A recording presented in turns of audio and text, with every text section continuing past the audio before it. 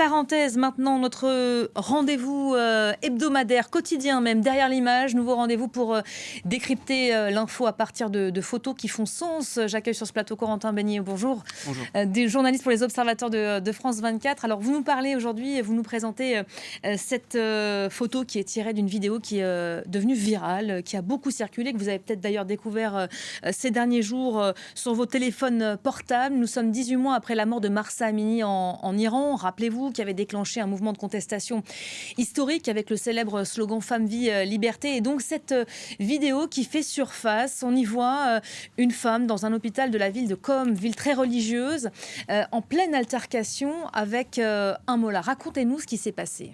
Oui, donc la vidéo qu'on voit maintenant à l'écran, en fait, il y a deux vidéos qui sont de la même scène. Elles ont émergé le 9 mars dernier. Ce sont des vidéosurveillance d'un hôpital de Qom, donc qui ont fuité. Dans la première vidéo, on voit une femme accroupie dans le couloir. Elle a son enfant dans les bras. Son voile est tombé sur ses épaules. Alors, je rappelle qu'il est toujours interdit de sortir dans l'espace public sans voile pour une femme en Iran. À quelques mètres de là, il y a un mollah, un téléphone en main. La jeune femme le remarque et elle entre alors dans une colère sourde. C'est là que commence cette deuxième vidéo. C'est celle qui est en train de passer en ce moment à l'écran. Je vous propose de regarder un extrait de cette deuxième vidéo de l'altercation entre la femme et le mollah.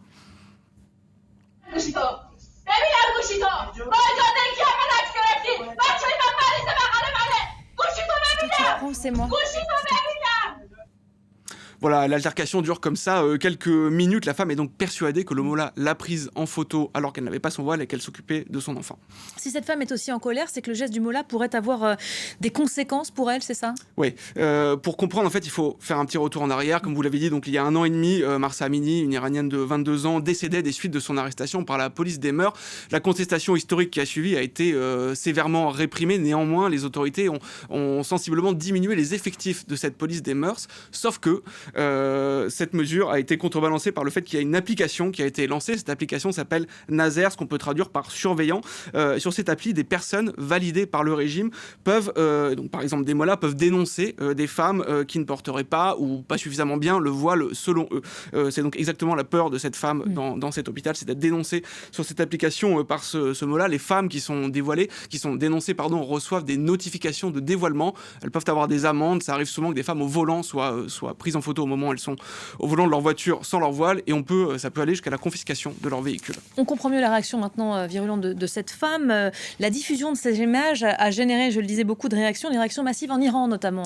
Oui, à vrai dire, il y a deux types de réactions sur les réseaux sociaux. D'un côté, il y a les soutiens du régime qui estiment que le mollah a bien fait, qui insultent cette femme avec le mot persan salité. Alors certains traduisent ce mot par dévergondé, pour d'autres ça veut carrément dire salope.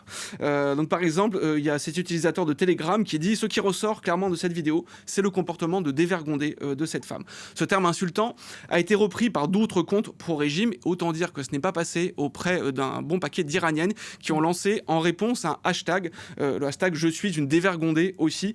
Par exemple, dans ce tweet sur X, cette utilisatrice dit: la révolution, femme, vie, liberté est en marche. On ne peut pas l'arrêter. Elle a un impact sur nos vies et notre culture à chaque fois que l'occasion se présente. Parfois nous résistons en enlevant nos foulards, parfois en utilisant des mots. Je suis une dévergondée aussi.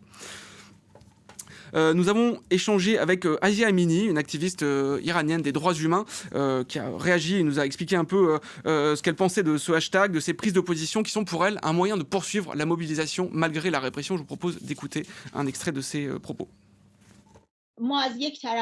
D'un côté, avec les condamnations, les meurtres, les viols, les exécutions,